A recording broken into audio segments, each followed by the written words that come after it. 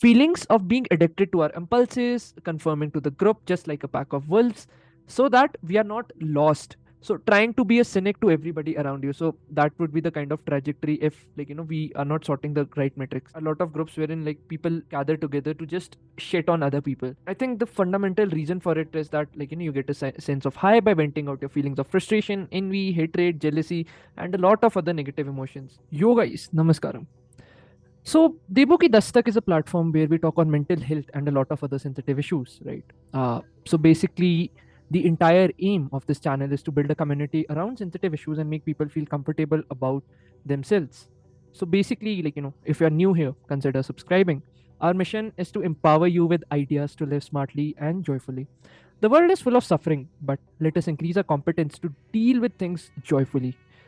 And just a tip, so all these are basically conversations, so I might suggest that you should watch these conversations at 1.5x. You can increase the playback speed through the button in the settings.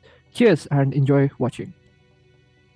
Yo guys, namaskaram. So I think when I was talking about purposes, though it's very good, we should know that okay, these are like fundamental things that we would want to do in life per se. But I think a very fundamental thing is that we should also know what we shouldn't do. So this is also known as inversion thinking, or let's say negative thinking in a positive sense, because you kind of think through all the problems that can occur and then make a list, and then, like, you know that okay, these are the things that I should not follow. So I think when we are talking about finding a purpose, it's important to know that what false purposes are, or let's say which paths should I not follow. I think the fundamental metric that sorts it is where the origin of your purpose is. Where the hell are you keeping your purpose? Is it on like an outside metric, or on a metric that is internal and personal to you? So these things are quite easy to scum to, and like, many a successful people have been brought down to their knees because the origin of their purpose was on mostly outside factors per se. So we fundamentally have two forces within us. One is the will to preserve ourselves, and one is the will to go into a boundless state, or in that state which wants to continuously expand in our lives. So I think if the purpose is driven by the right metrics, it would help us to move in an upward spiral, and it would make us get in touch with our humanness per se. So if it is driven by the wrong metrics, it would drive us to our animal nature, the preservation nature. Feelings of being addicted to our impulses, conforming to the group just like a pack of wolves, so that we are not lost. So trying to be a cynic to everybody around you. So that would be the kind of trajectory if, like, we are not sorting the right metrics. So if you are seeing in your life that, like, your value of pleasure and work becomes a mean to just pass life by not genuinely being engaged in that pursuit. You want to avoid pain as much as you can in the pursuit of trivial pleasures. So, pursuits of sex, heavy indulgence in shopping, seeking mindless forms of entertainment. I think heavy intake of stimulants, gambling your money like crazy, and just being obsessed with games for the entire day. Now, there's a difference, I think, in seeking it as a form of relaxation once in a while, but overindulging in them and not working on your life's purpose is not healthy.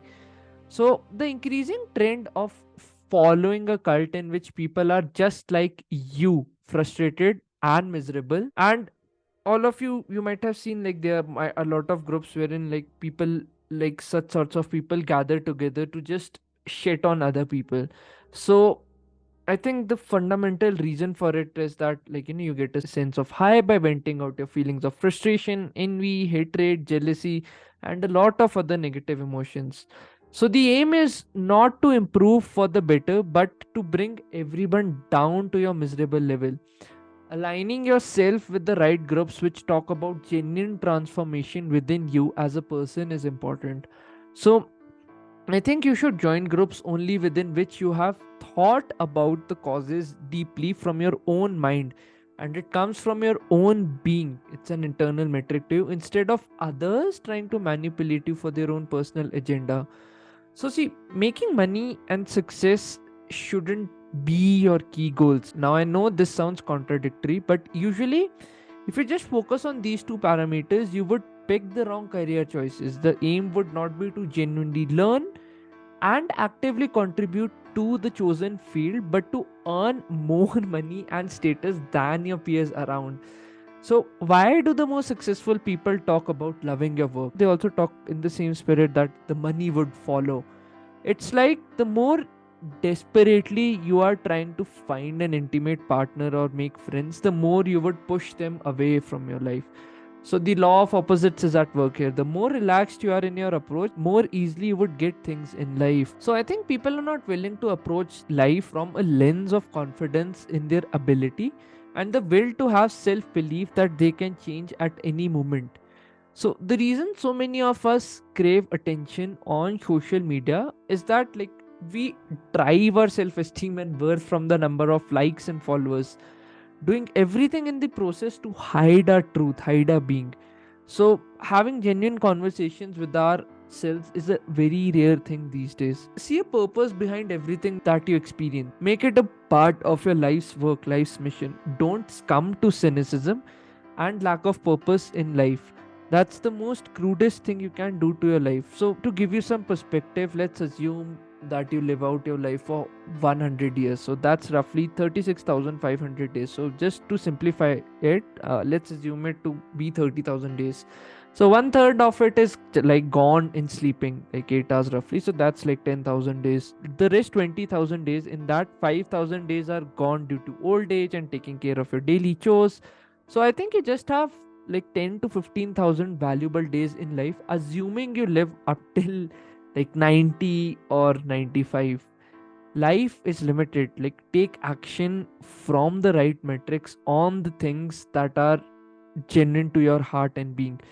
So, I would like to end this small video by a quote from Fyodor Dostoevsky, in which he says that the whole law of human existence consists of nothing other than a man always being able to bow before the immeasurably great.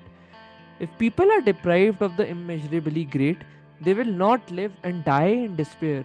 The immeasurable and infinite are as necessary for man as the small planet he inhabits. End quote. So, yeah, that's a small video. Let me know what you feel about it. And this is Debashish from Debukidastak signing off. Cheers. Just a couple of updates. So, my website is live now. So you can go to www.debukidastak.com. There you'll find a lot of resources. I have my blog running there. I have my reading list for the year. If you have any suggestions, comments, I'll be happy to take that feedback in and improve, because I just want to build a community which is hell smart and just always living in the world of ideas and making things happen.